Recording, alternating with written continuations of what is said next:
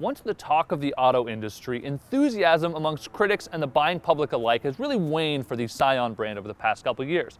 Now, one of the reasons for that has been a lack of new products. So Scion's looking to sort of fight back with a bunch of new models. First came the new 2011 TC last year, and now comes this, the Scion IQ.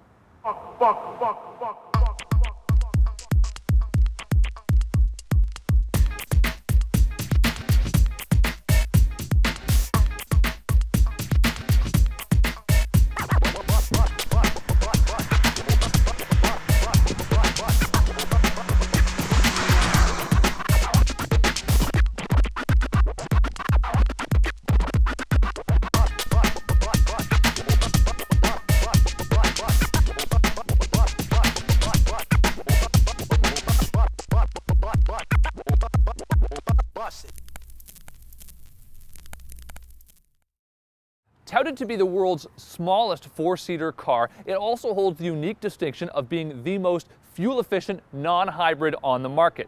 It gets 37 miles per gallon on the highway, 36 city, for a combined total of 37 miles per gallon. That's one more than even the Smart 4.2.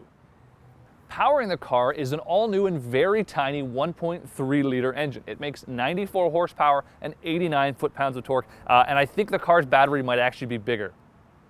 When it comes to acceleration, especially around town, it's actually pretty good too, and we're surprised by that, especially because it only makes 94 horsepower. But it's a small and light car, it works well with the CVT transmission, and actually feels a lot faster than the 11.9 second claimed 0 to 60 time.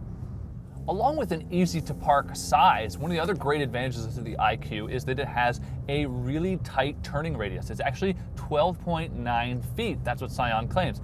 That's actually enough to give you an idea. You can, if you put two king-size mattresses side by side, you could basically spin the Scion IQ around on that space. And driving around some twisty roads today, doing some shooting for this video, we were really amazed at how easy we could spin the car around, even on just a small two-lane road. While the 3+1 seating arrangement really does have its advantages, it also has some drawbacks, and that's that the driver sits further back than the passenger does. And as a result, there's sort of this overhang from the roof, and it really blocks out some of your vision. So when you're driving around in the downtown urban settings that these cars were designed for, you really find that you just can't see a lot of the overhanging street lights, and that can be a bit of a problem sometimes. Now, you'd expect a small car like this to be pretty bad out on the highway, but surprisingly, it's not. It does bounce around quite a bit when it hits the bumps. That's because it's got such a small wheelbase. But what's impressive is because it is so wide, it doesn't get buffeted around like a small car like the Smart 4.2 does.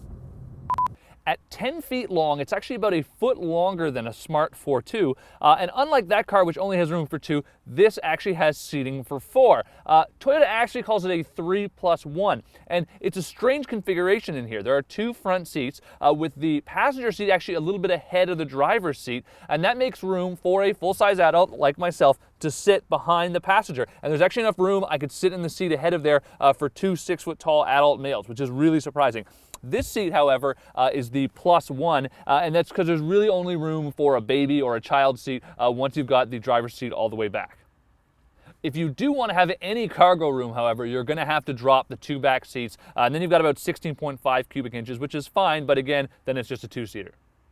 Perhaps the only area that's a bit of a letdown on the IQ is the interior. The seats just look a little strange and boring, and overall there's not a huge amount of design in here. I mean, there are some nice things. You've got a great steering wheel here, leather coated, some nice stitching on it, and some other cool design features. A lot of the items though look like they're just left over from the Toyota parts bin, and there's nothing sort of innovative like the way the outside of the car looks. Style-wise, the IQ can look a little dorky at times, especially if you get it with a dull color and the factory steel wheels with hubcaps. But get a color that really pops, add on some of the sort of 25 different aftermarket accessories that they're offering for the car right now, and it really is an exciting product. If the Fiat 500 is sort of a retro take on a vehicle like this, the IQ is a very modern one.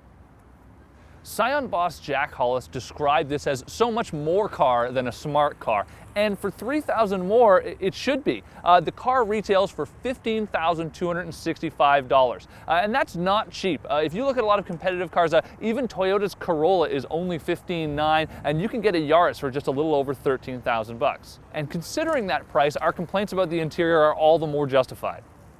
It may be sold under the niche Scion brand here in America, but in Europe and Japan, it's a very real and very mainstream transportation solution offered by Toyota. And as urban centers become more populated, gas prices rise, and most automakers keep making bigger and bigger cars, the Scion IQ is a great idea. The time has come.